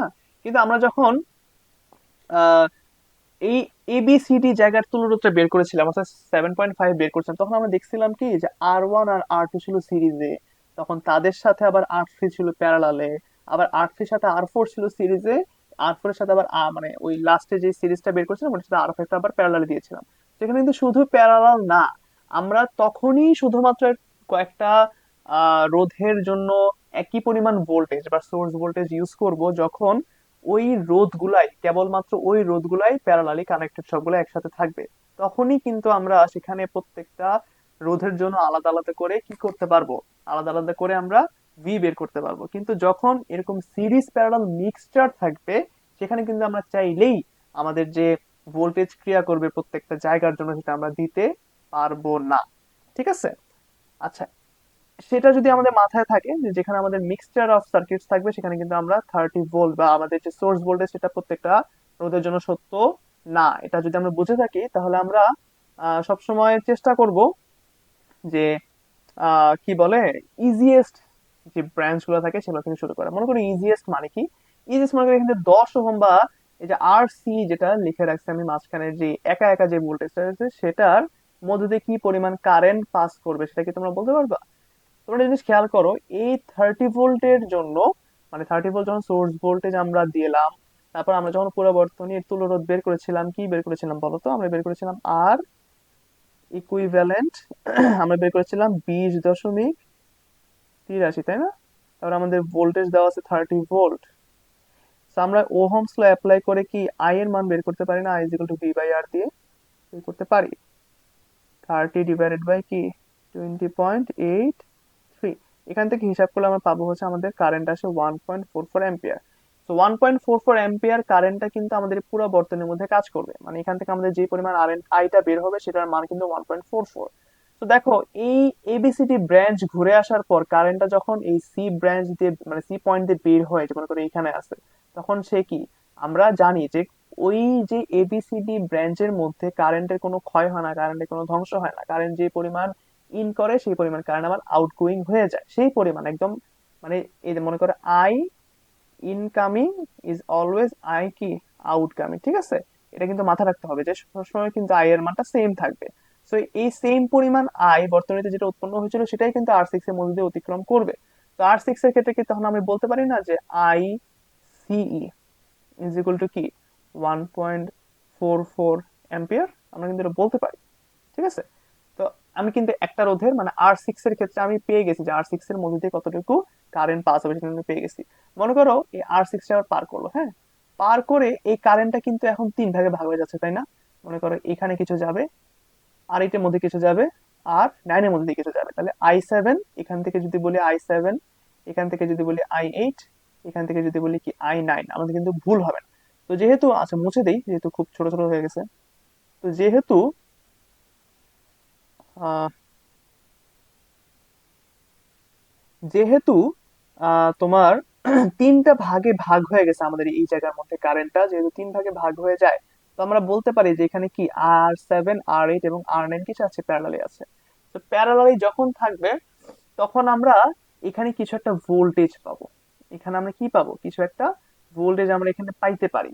তো সেই ভোল্টেজের মানটা হবে হচ্ছে আমাদের, বলো তো এখানে কি আমাদের 13 ভোল্টে 30 ভোল্টেজ কাজ করবে নাকি করবে না, নাকি অন্য কিছু কাজ করবে বলো তো? বলো বলো, এখানে আমাদের কোন ধরনের ভোল্টেজ কাজ করবে? এখানে কিন্তু আমাদের 30 ভোল্টেজ পুরাটা এখানে কাজ করবে না, কারণ দেখো 30 ভোল্টেজ তখনই কাজ করতো যখন আমাদের এই যে মানে এই সাইডে এই ইএফ প্রান্তের যে বাম পাশে যত ধরনের রোধ আছে কিছু থাকতো না। তখন আমাদের কি হয়েছে, আমাদের এই প্লাস প্রান্তটা, আমাদের ব্যাটারির প্লাস প্রান্তটা শুধু শুধু শুধু এবং শুধুমাত্র ইএফ এর সাথে কানেক্টেড থাকতো। তখনই কিন্তু শুধুমাত্র আমাদের আহ 30 ভোল্টেজ এই R7 আর এই R9 এর মধ্যে দিয়ে একসাথে যেত। কিন্তু যেহেতু এখানে আরো অনেক রোধ আছে এবং আমরা জানি যে প্রত্যেকটা রোধ যখন পাস করে তখন কিন্তু আমাদের কিছু পরিমাণ কি করে, বিভব হারাইতে থাকে, হারাইতে হারাইতে হারাইতে হারাইতে হারাইতে কিছু পরিমাণ লাস্টে বাকি থাকে, ওইটাই কিন্তু আমাদের অ্যাকচুয়ালি ইএফ এর মধ্যে দিয়ে যাবে, তাই না? ইএফ এর মধ্যে দিয়ে কিন্তু আমাদের 30 ভোল্টেজ পুরোটা যাবে না, ঠিক আছে? তার মানে এখানে আমাদের এবিসিডি প্রান্ত ক্রস করবে, এবিসিডি প্রান্ত ক্রস করার পর সেটা তোমার 10 ওহম যেটা ওইখানে কিছু পাস করবে, পাস করার পর যেইটা বাকি থাকে ওইটা কিন্তু আমাদের গিয়ে কিসে, ইএফ প্রান্তের মধ্যে কাজ করে। তো আমরা যদি এখন একটু লিখি ভি, কি বলবো, ইএফ, তাই না? ভি ইএফ যদি বের করি তাহলে কি বলতে পারি যে আই আর ইএফ। আই এর মান কত? আই এর মান তো আমাদের অলওয়েজ সেম, তাই না? 1.44, কারণ আমাদের মেইন কারেন্টটা এখানে ঢুকতেছে। আর ইএফ এর মান কত? 3.33। 3.33 যদি আমি বসাই গুণ করি তাহলে কি আসে? 1.44 ইন্টু 3.33। আমাদের এখানে কারেন্টটা চলে আসে 4.8 ভোল্ট, ঠিক আছে? আমাদের ভোল্টেজটা চলে আসে নাকি 4.8 ভোল্টেজ। দেখো আমাদের এই ইএফ প্রান্তের মধ্যে আমাদের এখন যেই ভোল্টেজটা কাজ করবে প্রত্যেকটা রোধের মধ্য দিয়ে, সেটা হচ্ছে আমাদের কি, 4.8 ভোল্টেজ। সেটা কিন্তু 30 ভোল্টেজ না। 30 ভোল্টেজ কেন না? কারণ দেখো এটা কিন্তু প্রমাণিত হয়ে গেছে। কারণ ফোর 30 থেকে তুমি যদি 4.8 বাদ দাও, মনে করে বাদ দিলা, তখন আমার কাছে থাকবে কিন্তু 25.2, ঠিক আছে? এই 25.2 পরিমাণ ভোল্ট কিন্তু তোমার এবিসিডি এবং এই যে মানে তোমার ই বিন্দুতে পৌঁছানোর আগে খরচ করবে, খরচ করে বাকি যে 4.8টা বাকি থাকে ওইটা আমার হচ্ছে গিয়ে ইএফ যে ব্রাঞ্চটা আছে এখানে গিয়ে সেটা বাকিটা খাটবে, ঠিক আছে? তো 25.2 পরিমাণ ভোল্টেজ কিন্তু আমাদের আগের পুরো জায়গাটা ব্যয় হয়ে গেছে, এটা তোমাদেরকে ধরে নিতে হবে, ঠিক আছে? ওইটা আমরা বের করবো যে কিভাবে কিভাবে কোন জায়গায় কি খরচ হয়েছে, কতটুকু খরচ হয়েছে, এটা আমরা বের করবো, ঠিক আছে? সো ভিইএফ যদি আমি বের করে ফেলি, অর্থাৎ ইএফ এর মধ্যে যে পরিমাণ বিভবটা আমাদের খাটবে সেটা যদি আমি বের করে ফেলি 4.8, এখন আমরা প্রত্যেকটা রোধের জন্য কি পরিমাণ আই যাবে সেটা আমরা বের করতে পারবো। মনে করি যে I7 যদি বের করি, I7 কি হবে? ভি বাই মানে ভিইএফ ডিভাইডেড বাই R7, ঠিক আছে? যার রোধ মাপবো তার রোধটাই হবে আমাদের নিচে, ঠিক আছে? যার কারেন্ট মাপতেছি, কার আমরা R7 এর কারেন্ট মাপতেছি, তাই না? আর I7 এর কারেন্ট মাপার জন্য আমাদের কি করতে হবে, যে এই ইএফ এর মধ্যে যে পরিমাণ ভোল্টেজ ক্রিয়া করবে সেইটা ডিভাইডেড বাই ওই পার্টিকুলার রেজিস্ট্যান্স। সো ভিএফ এর মান ছিল আমাদের 4.8, R7 এর মান ছিল আমাদের 10, সেটা আমাদের চলে আসবে কি 0.48 অ্যাম্পিয়ার। এই 0.48 অ্যাম্পিয়ার পরিমাণ কারেন্ট আমাদের I7 এর মধ্যে দিয়ে যাবে। I8 কি হবে? ভিইএফ ডিভাইডেড বাই R8। দেখো এটাও কিন্তু আমাদের কি 4.8 ডিভাইডেড বাই 10, এখানেও কিন্তু আমাদের 0.48 অ্যাম্পিয়ার যাবে। I9 এখানে কি হবে? R9 এখানে কি হবে? ভিএফ, তো কি 4.8 ডিভাইডেড বাই কি 10, সো 0.48। একটা জিনিস তুমি খেয়াল করো, আমাদের তিনটা রোধের মান সেম না? তিনটা রোধের মান কি 10 10 10, তিনটা রোধের মান সেম, তার মানে আইটা কিন্তু, আইটা কিভাবে ভাগ হবে জানো? যখন তিনটা রোধের মান সেম তখন আইটা আমাদের ভাগ হবে কি I/3 করে, I/3 plus I/3 plus I/3 is equal two কি আমাদের আই। কেন I/3? কারণ তিনটা রোধ আছে এবং তিনটা রোধের মধ্যে কি সম পরিমাণ কারেন্ট ডিভাইড হবে। দেখো সম পরিমাণ কারেন্ট ডিভাইড হচ্ছে না 0.48 করে, সম পরিমাণ কারেন্ট কিন্তু যে ডিভাইড হচ্ছে, সম পরিমাণ কারেন্ট ডিভাইড হয়ে গেছে। তো সম পরিমাণ কারেন্ট ডিভাইড হয়ে গেছে মানে কি কারেন্টটা তিন ভাগে ভাগ হয়েছে, তিন ভাগে ভাগে প্রত্যেকটা রোধের মধ্যে দিয়ে সেম পরিমাণ কারেন্ট গেছে, এটা কিন্তু আমাদের I/3। 1.44 দিয়ে 3 ভাগ করে দেখবা ও 0.48 পেয়ে যাচ্ছ তোমরা। সেটা কিন্তু একটা ভালো কমন সেন্স ছিল যে যখন আমাদের আর এর মান সেম থাকে কোন একটা প্যারালাল ব্রাঞ্চে, তখন কিন্তু প্রত্যেকটা রোধের মধ্যে দিয়ে আমাদের মোল কারেন্টের অর্ধেক কিংবা 3 ভাগ বা 4 ভাগ করে যায়, যে কটাই রোধ থাকুক না কেন, ঠিক আছে? তো দেখো আমরা কিন্তু অনেকগুলা রোধ বের করে ফেলছে, আমরা কিন্তু আহ তিনটা তিনটা কারেন্ট পেয়ে গেছি, তাই না? আমরা কিন্তু চারটা কারেন্ট পেয়ে গেছি। R6 পাইছি, R7 পাইছি, R8 পাইছি, R9 পাইছি। এখন আমরা এবিসিডি ব্রাঞ্চের মধ্যে কাজ করব। এবিসিডি ব্রাঞ্চের মধ্যে কি পরিমাণ কি খরচ হবে না হবে আমরা এখন সেটা নিয়ে আলোচনা করব। চলো করি। ওকে, সো আমরা যেহেতু এবিসিডি পয়েন্টটা বাকি, এবিসিডি ব্রাঞ্চটা বাকি ছিল, সেই এবিসিডি ব্রাঞ্চ নিয়ে আমরা এখন কাজ করব। একটা জিনিস খেয়াল করো, যখন এখানে আমাদের কি ছিল, এখানে আমার R6 ছিল, এখানে আমাদের একটা R6 ছিল, তাই না? তারপর এখানে একটা প্যারালাল ব্রাঞ্চ ছিল। সো দুই ব্রাঞ্চের মধ্যে যখন যেখানে এখানে আমাদের কি ছিল, সি ই পয়েন্ট ছিল এখানে, তাই না? তো সি যখন আমাদের 10 ছিল, 10 ওহম একটা সি ছিল, R6 ছিল যেটা আর কি, তো সেটার মধ্যে দিয়ে আমাদের কি পরিমাণ ভোল্টেজ কাজ করবে সেটা আমরা বের করে ফেলেছিলাম যে 1.44 ইন্টু 10, 1.44 কি আমাদের টোটাল আই এর মান, যা এই যে টোটাল আই এর মান এখান থেকে বের হচ্ছিল, টোটাল আই হচ্ছে 1.44 আর 10 ছিল আমাদের রোধের মান। সো 14.4 হচ্ছে আমাদের কি, এই 10 ওহমের মধ্যে দিয়ে কি পরিমাণ আমাদের ভোল্টেজটা এখানে ক্রিয়া করবে, সে 14.4। আর আমরা দেখেছিলাম যে ভিইএফ মানে ইএফ যে তিনটা রোধ ছিল আমাদের R7 R8 R9, সেখানে আমাদের বিভব কাজ ছিল 4.8। সো এই দুইটা আমরা যদি একসাথে যোগ করি, যে ভি স্পেন্ড মানে কতটুকু বিভব ব্যয় হইলো, আমাদের দেখো 19.2 পরিমাণ বিভব ব্যয় হয়ে গেছে আমাদের এই সিইএফ এই দুইটা ব্রাঞ্চের মধ্যে। তার মানে আমাদের টোটাল ছিল কত, টোটাল ছিল আমাদের 30। তাহলে বলো তো যে V A B C D কত হবে, B A B C D হবে আমাদের 30 মাইনাস 19.2। ঠিক আছে, এটা আমাদের কত আসে, এটা আমাদের আসে 10.8 ভোল্ট। তার মানে ইজিলি আমরা কিন্তু এখানে ক্যালকুলেশন না করে বলতে পারতেছি, just simple common sense use করে, যে এ বি সি ডির মধ্যে আমাদের 10.8 ভোল্ট পরিমাণ আমাদের কি কাজ করবে, আমাদের বিভব বা ভোল্টেজ বা বিভব পার্থক্য এখানে কাজ করবে। আচ্ছা, সো আমরা যদি এই জায়গাটা খুব ইম্পর্টেন্ট না, এটা আমরা একটু মুছে ফেলি, জাস্ট আমরা এখানে এখন আমাদের কাজ করব। এগুলো জাস্ট দেখালাম তোমাদেরকে বোঝানোর জন্য যে কিভাবে কমন সেন্স ইউজ করে দুই জায়গার কি বলে বিভব একসাথে যোগ করে পুরাটা থেকে মাইনাস করে আমরা একটা পার্টিকুলার ব্রাঞ্চের জন্য কারেন্ট বের করতে পারি। সেটা কিন্তু এইভাবে ইজিলি সলভ করা যায়। ঠিক আছে, তো 10.8 ভোল্ট আমি যদি এটাই রাখি শুধুমাত্র, যে V A B C D is equal to কি 10.8 ভোল্টেজ। এখন দেখো এই 10.8 ভোল্টেজ আমি বলে ফেললাম, তার মানে কি প্রত্যেকটা রোধের মধ্যে দিয়ে আমাদের 10.8 ভোল্টেজ কাজ করবে? আমাদের কথা হচ্ছে যে না, প্রত্যেকটা রোধের মধ্যে 10.8 ভোল্টেজ কাজ করবে না, কারণ আমরা বলছিলাম যে A B C D, A B C D branch is,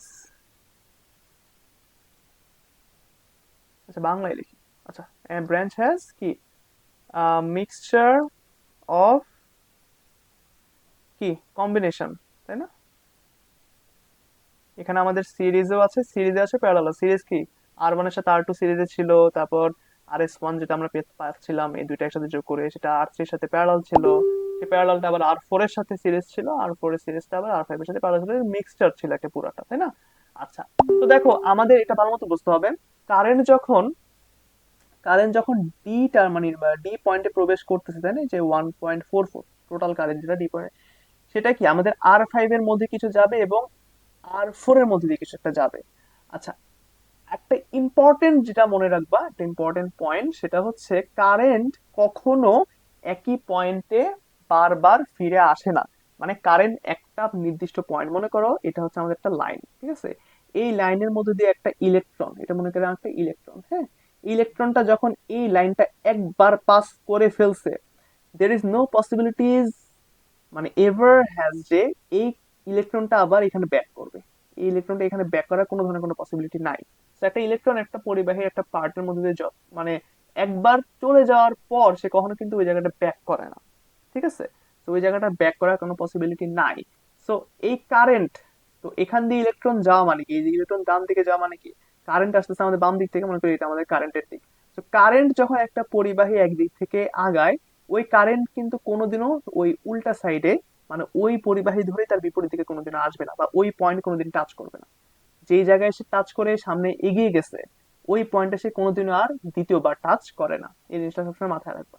ঠিক আছে, তো এখানে দেখো, এখানে যেটা হয় যে এই আই কারেন্টটা যখন দুই ভাগ হয়ে R5 এর মধ্যে কিছু যাচ্ছে, R4 এর মধ্যে দিয়ে কিছু যাচ্ছে, সো এই I5 এর মধ্যে দিয়ে যাওয়ার পরে কারেন্টটা কিন্তু এই সি বিন্দুতে প্রবেশ করে না, সি বিন্দু প্রবেশ করে কিন্তু সে উপরে নিচে আর কোনোদিনও দিকে যাবে না। কেন যাবে না?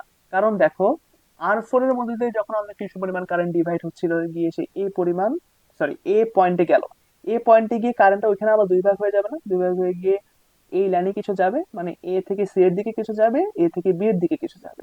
এইদিকে বি এর দিকে যাওয়া কারেন্টটা কিন্তু বি তে প্রবেশ করে বি থেকে সি এর দিকে যাবে, হ্যাঁ। আবার এ থেকে সি এর দিকে কারেন্ট যাওয়া, কারেন্ট কিন্তু যাচ্ছে, কিন্তু R5 থেকে যে কারেন্টটা বের হলো সে যদি এখন আবার উপরে নিচে যায়, তাহলে এইখানে কারেন্ট এই মুখী, মানে এসি এর মধ্যে, আর এই কারেন্টটা কিন্তু এই মুখী। সো একই পয়েন্টে যখন দুইটা কারেন্ট একসাথে একই মুখী হয়, তখন সেখানে কি হয়, সেখানে কিন্তু কলাপস হয়ে যায়, সেখানে একটা শর্ট সার্কিট হয়ে যায়। তো শর্ট সার্কিট কিন্তু মানে যে বাস্ট হওয়া আর কি, এক কথায় সেশিয়াস শর্ট সার্কিট কিন্তু করা যাবে না। ঠিক আছে, সেটা কোনো বর্তনের রুলস এর মধ্যে পড়ে না। তো এই জন্য আমাদের কোথায়, এই জন্য আমি যদি একটু মুছে দেই,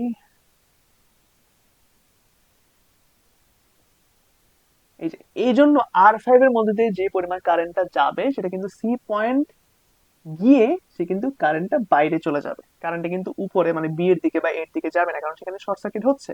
কারণ অলরেডি R4 এর মধ্যে দিয়ে যাওয়া কারেন্ট কিন্তু এ এবং বি দিয়ে, মানে এ থেকে বি এর দিকে এবং এ থেকে সি এর দিকে চলে আসতেছে। ঠিক আছে, সো এই জিনিসটা একটু থিওরিটিক্যালি চিন্তা করতে হবে যে কারেন্ট কখনো মানে যেই লাইন থেকে আসছে সেই লাইনে কখনো ব্যাক করে না, বা ওই পয়েন্ট সে কখনো আর কি করে না, টাচ করে না। সো এই জিনিসটা মাথায় রাখতে হবে।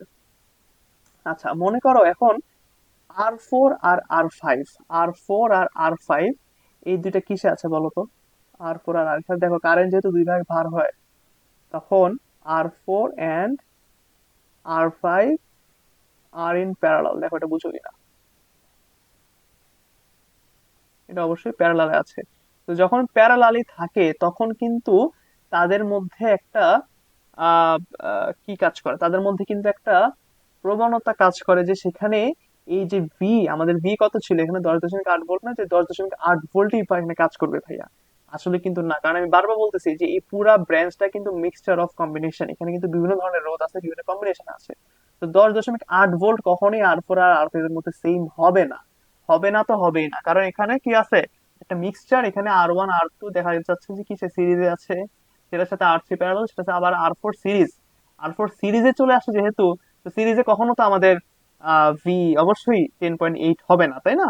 তো এটাই হচ্ছে মূল কারণ। এখানে এখন যেটা আমাদের করতে হবে, R4 আর R5 এর একটা ইকুইভ্যালেন্ট বের করতে হবে। R4 আর R5 এর একটা ইকুইভ্যালেন্ট বের করে ওই ইকুইভ্যালেন্টের জন্য পার্টিকুলারলি কতটুকু বিভব এখানে কাজ করবে সেটা আমাদেরকে ডিনোট করতে হবে। তো R4 আর R5 যদি প্যারালালে থাকে, সো এদের আর ইকুইভি কত হবে বলো তো? এদের আর ইকুইভি হবে 10 15, 10 ইনভার্স 1, 15 ইনভার্স 1, হোল ইনভার্স 1, তাই না? এদের ইকুইভ্যালেন্ট কত আছে আমরা যদি বের করে, এদের ইকুইভ্যালেন্ট কত আসে?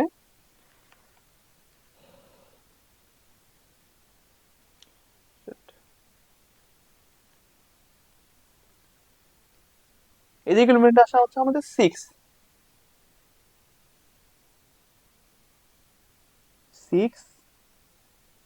কি ওহম, তাই না? 6 ওহম আসে। আচ্ছা, এখন দেখো আর ইকুইভ্যালেন্ট যেহেতু আমরা এখানে বের করে ফেলছি, সো এখানে কিন্তু আমাদের এখন এক্সট্রা করে একটা বিভব কাজ করবে। এখানে আমাদের যতটুকু বিভব কাজ করবে সেই বিভব দিয়ে আমরা এখানে একটা কারেন্টের মান পাবো, যে কোন রোধের মধ্যে দিয়ে কতটুকু কারেন্ট যাচ্ছে। কারণ R5 এর মধ্যে যে পরিমাণ কারেন্ট যাবে সেটা তো একদম বের হয়ে যাবে, সি প্রান্ত হয়ে ই প্রান্তের দিকে চলে যাবে। আর R4 এর মধ্যে দিয়ে যে কারেন্টটা যাবে সেটা কি কিন্তু আবার এ প্রান্তে গিয়ে দুই ভাগে ভাগ হওয়ার কথা। তো এখানে আরো কিছু কাজ থাকবে, ঠিক আছে? তো আমরা যদি বের করি যে তোমার ভি ভি অফ, মনে করো যে R4 and R5 কত আসে, তো কি হবে, আই আই এর মান কত, আই এর মান হচ্ছে কিন্তু 1.4, মানে পুরো আই যেটা, ঠিক আছে? আই আর ইকুইভি, আমরা এখন মাত্র যেটা বের করলাম, আই এর মান ছিল 1.44, আর আর ইকুইভি কত, আর ইকুইভি হচ্ছে তোমার 6 ওহম। তো এই দুটো যদি আমি হিসাব করি আমাদের আসে কত, 8.64 ভোল্ট, 8.64 ভোল্ট। এই পরিমাণ বিভব আমাদের কাজ করবে R4 এবং R5 এর জন্য নির্দিষ্ট ভাবে। ঠিক আছে, R4 এবং R5 এর মধ্যে আমাদের যেহেতু তারা প্যারালাল, তো এই 8.64 এটা আমাদের R4 এবং R5 এর জন্য পার্টিকুলারলি বিভব হবে। সো R4 এবং R5 এর জন্য যদি আমাদের পার্টিকুলারলি 8.64 কাজ করে ভোল্ট, দেখো 8.64 যদি ভোল্ট কাজ করে, তাহলে আমি কি এদের মধ্য দিয়ে কতটুকু কারেন্ট পাস হচ্ছে সেটা বের করতে পারবো না? মনে করো আমি যদি বলি যে হ্যাঁ ঠিক আছে, তাহলে আমাদের I4 কত হবে? I4 হবে আমাদের কি, ভি R4 R5, আর আর এর মান হচ্ছে R4 হবে। মানে ওই দুইটা রোধের জন্য কি পরিমাণ ভোল্টেজ অ্যাকচুয়ালি আমাদের কাজ করতেছে সেইটা ডিভাইডেড বাই ওই যে রোধের কারেন্ট বের করবো সেটা। ঠিক আছে, তো এখন যদি বলি যে 8.64 ডিভাইডেড বাই কি আর ফোর কত আসে 0.864 অ্যাম্পিয়ার হচ্ছে আমাদের I4 এর মান। আর I5 কত হবে? I5 হয়ে যাবে same V of R4 R5 divided by কি R5। এখন আমাদের কি হবে 8.64 ডিভাইডেড বাই 15, তাই না? তো এরকম যদি হিসাব করি কত আসে 8.64 ডিভাইডেড বাই 15, তো 0.576 0.576 পরিমাণ অ্যাম্পিয়ার আমাদের এখানে কাজ করতেছে। তাহলে দেখো আমি কিন্তু I5 পেয়ে গেছি। I5 কি 0.567, এই 0.576টা আমাদের কিন্তু এই R5টা অতিক্রম করে সি প্রান্ত দিয়ে বের হয়ে চলে যাবে। ঠিক আছে, তার মানে আমাদের এইখানে আম, একটা নির্দিষ্ট কারেন্ট আমি পেয়ে গেছি I4 এবং I5। এখন দেখো I4টা কি করবে, I4টা কি করে এবার দেখো, I4টা এবার কি করে দেখো। I4টা R4 এর মধ্যে দিয়ে যখন চলে যায়, গিয়ে সে এই বিন্দুতে যাওয়ার পর দুই ভাগে ভাগ হয় না, দেখো সে কি এখানে দুই ভাগে ভাগ হইছে? দুই ভাগে ভাগ হইছে। আচ্ছা, দেখো যে R1 এবং R2 এরা কিন্তু সিরিজে আসে, এদেরকে যদি আমি একসাথে করে দেই, একসাথে করে দিলে কি 10 আসে, তাই না? 10 ওহম আসে। দেখো এইখানে সিরিজে এ বি সি এই পয়েন্টের মধ্যে দুইটা সিরিজ একসাথে করলে কি 10 ওহম আসতেছে। আর এসির মধ্যেও কিন্তু সেম ভাবে R3 সমান 10। তো আমি একটা জিনিস বলছিলাম যে যে খেয়াল করো, এখানে ধরলাম একটা রোধ আছে, এখানে ধরলাম আরেকটা রোধ আছে, তাই না? মনে করো এইখানে আমাদের আর এর মান যা, এখানে আমাদের মনে করো আর ওহম আছে, এখানে আমাদের মনে করো আর ওহম আছে। আর ওহম মানে কি আমাদের সেম দুইটা রোধ, দুইটা রোধের মান সেম। তো এখান থেকে আমাদের যেই পরিমাণ আইটা যাবে, এই আইটা কিন্তু যে ডিভাইড হয়ে যায় I1 এবং I2 হিসেবে ডিভাইড হয়, এই I1 আর I2 কিন্তু ডিভাইড হয়ে এবং অর্ধেক হয়ে যাবে, মানে কি আই এর অর্ধেক যাবে, আই এর অর্ধেক যাবে। I2 কিন্তু হবে কি আই এর অর্ধেক। এরকম করে আমাদের কাছে যদি তিনটা রোধ থাকতো এবং তিনটা রোধের মানে যদি সেম হইতো, এখানে একটা আরেকটা যেত না I3। I3 তখন কি হইতো, তখন যেহেতু তিনটা রোধের জন্য তিন ভাগ হচ্ছে, তাহলে কিন্তু এগুলোকে একটা করে জাস্ট 1/3 হয়ে যেত, মানে তিন ভাগে সমান ভাগে ভাগ হবে। ঠিক আছে, যখন রোধের মান সেম থাকে এবং প্যারালালি থাকে, তখন কিন্তু এই জিনিসটা হয় যে প্রত্যেকটা রোধের মধ্য দিয়ে আমাদের মূল কারেন্টের সমপরিমাণ মানে যে কয়টা রোধ আছে ওই ভাগে ভাগ হয়। যদি দুইটা রোধ থাকে তাহলে কি হবে, দুই ভাগে ভাগ হবে। যদি তিনটা রোধ থাকে তাহলে তিন ভাগে সন্ধ্যায় ভাগ হবে। মানে যে যদি চারটা রোধ থাকলে চার ভাগে ভাগ হবে। এটা হচ্ছে জাস্ট একদম কমন সেন্স যে একই দিকে একই বাধা, তো একই বাধা অতিক্রম করতে একই ধরনের শক্তি হইলেই হয়। তো তুমি যদি কারেন্টকে শক্তি হিসেবে চিন্তা করো, তাহলে কি হবে, ওই কারেন্টটা দুই দিকে একই একই রকম শক্তি লাগবে, তো কারেন্টটা ডিভাইড হয়ে দুইটার মধ্যে দিয়ে সেম পরিমাণ কারেন্ট পাস হয়ে যাবে। তাহলে দেখো আমরা I4 এর মান কত পাইলাম, I4 এর মান আমরা পাইছি হচ্ছে এই যে I4 এর মান পাইছি আমরা 0.864 অ্যাম্পিয়ার। তো I4 যখন এ পাস করে, তখন R1 এর মধ্য দিয়ে যায়, এই যে R1 এর মধ্যে দিয়ে যায় এবং R2 এর মধ্যে দিয়ে যায় এবং R3 এর মধ্যে দিয়ে যায়। তো R1 আর R2 এর মধ্যে দিয়ে যদি যায়, তখন আমি কি বলছিলাম, তাদেরকে যদি আমি শ্রেণীতে বলি, তাদের মধ্যে দিয়ে কতটুকু যাবে, যে 10 ওহম।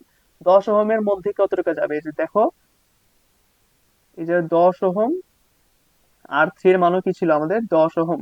তো দুই 10 ওহমের মধ্যে দিয়ে আমাদের কারেন্টটা কিন্তু অ্যাকচুয়ালি I4 এর অর্ধেক যে পরিমাণ, ওই I4 এর অর্ধেক পরিমাণ কারেন্ট পাস হবে। আসলে যে সুন্দর করে লিখি, মনে করলাম আই I1 না I3 যদি বের করি আগে, মনে করলাম I3। হ্যাঁ, I3 হবে কি আমাদের I4 এর অর্ধেক, কারণ এখানে 10 ওহম উপরে 10 ওহম আছে। I4 এর অর্ধেক মানে কি 0.864 এর অর্ধেক, এর অর্ধেক কত আসে দেখি তো, 0.864 এর অর্ধেক, অর্ধেক আসে 0.432, 0.432 অ্যাম্পিয়ার। সো এই যে এখান দিয়ে আমাদের যে পরিমাণ কারেন্টটা যাবে ওইটাই তো আমাদের কি বলে এটা I3 না, হ্যাঁ I3। সো I3 এর মানটা কিন্তু আমাদের 0.43 হবে, এবং এই দিক দিয়ে যে টোটাল কারেন্টটা যাবে, সেই কারেন্টটাও কিন্তু কি হবে 0.432 অ্যাম্পিয়ারই হবে, যেহেতু ওইখানেও 10 নিচেও 10 ছিল, যেহেতু দুই ভাগে ভাগ হয়ে যাচ্ছে। So I3 is equal to কি IRS1 ছিল আমাদের, তাই না? এই যে R1 আর R2, R1 আর R2 যোগ করলে RS1 বলছিলাম আমরা। তো তো RS1 এর মধ্যে দিয়ে কিন্তু আমাদের 0.432 পরিমাণ কারেন্টই যাবে। কিন্তু এখন দেখো এখানে কিন্তু বলছে R1 আর R2, এখানে কিন্তু RS1 বলে না, R1 আর R2 বলছে।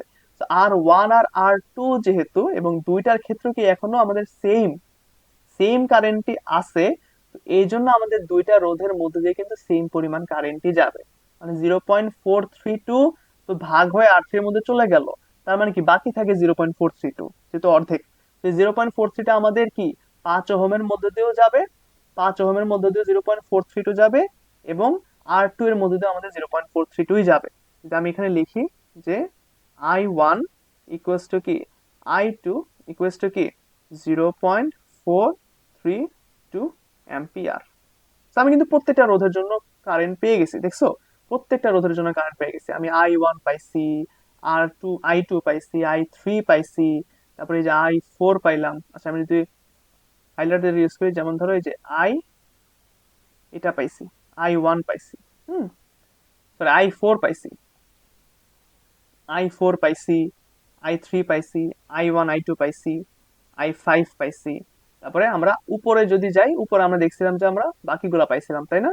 এই যে দেখো, এখানে আমরা I6 পাইছিলাম। I6টা কই আমাদের? এই যে আইসিইটাই কিন্তু মূলত আমাদের I6 ছিল, হ্যাঁ, যেটা কিন্তু আমাদের I6 ছিল। এই যে সি প্রান্তের কি, সি প্রান্তে আমাদের R6 ছিল, মানে কি এটা I6। এই যে I6 পাইছি, I7, I8, I9। তো প্রত্যেকটা রোধের মধ্যে কি পরিমাণ কারেন্ট পাস হবে সেটা কিন্তু আমরা জেনে গেছি, এবং এর মধ্যে কিন্তু আসলে অনেক ধরনের খেলা ছিল, হ্যাঁ, যে সিরিজে থাকলেই, সরি সমান্তরালে থাকলেই বা প্যারালালি থাকলেই কিন্তু আমরা একদম আমাদের যে সোর্স ভোল্টেজ 30 ভোল্ট সেটা কিন্তু আমরা অ্যাপ্লাই করি নাই। কারণ আমরা জানি যে প্রত্যেকটা রোধ যখন অতিক্রম করে আসে কারেন্টের মাধ্যমে, তখন কিন্তু প্রত্যেকটা রোধের মধ্যে দিয়ে আমাদের ভোল্টেজ হারায়, যেটাকে আমরা হারানো ভোল্টেজ বলি। হারানো ভোল্টেজ হারাইতে হারাইতে হারাইতে হারাইতে শেষ পর্যন্ত কি করে, যতটুকু পরিমাণ বাকি ছিল ই ই প্রান্তে আসার আগে, এই ই প্রান্তে আসার আগে ওই বাকিটা আমাদের কাজ করছিল ইএফ প্রান্তের মধ্যে। ঠিক আছে? তো আমরা পার্টিকুলার প্রত্যেকটা রোধের জন্য বিভব পেয়ে গেছি, এবং ওই বিভবের মাধ্যমে আসলে আমরা পুরোপুরি প্রত্যেকটা রোধের জন্য কারেন্ট বের করতে সক্ষম হয়েছি। তো এটা ছিল একটা বড় ধরনের ম্যাথ, এবং খুবই বেসিক ওয়ালা একটা ম্যাথ। এই ম্যাথ যদি কেউ করতে পারো, কেউ যদি ম্যাথ শিখতে পারো ভালো মতো, এবং বুঝতে পারো যে কিভাবে কি হচ্ছে theoretically practically, common sense use করে কি হচ্ছে না হচ্ছে, তাহলে কিন্তু সে একদম খুব ভালো মতো তুল্যরোধ বের করতে পারো বলো, বা আহ, প্রত্যেক কারেন্টের মধ্যে কি পরিমাণ বিভব কাজ করে, কি পরিমাণ আই কাজ করে, প্রত্যেকটা জিনিস খুব ভালো মতো বের করতে পারবা। ঠিক আছে? So I guess this class was very much helpful to you guys, and I guess তোমরা সবাই অনেক ভালো উপকৃত হবে ক্লাসটার মাধ্যমে, কারণ একদম ক্ষুদ্রভাবে ডিটেলস দিয়ে সবকিছু বুঝাইছি। ডিটেলস এ বোঝানোর মাধ্যমে আসলে আমাদের বেসিকটা ইমপ্রুভ হয়, এই জন্য খুব অনেক কিছু লিখে আসলে আমি তোমাদেরকে বোঝানোর চেষ্টা করছি। তো অনেক যদি হিজিবিজি হয়ে যায়, আসলে কিছু করার নেই বোঝানোর ক্ষেত্রে এত কিছু লেখা।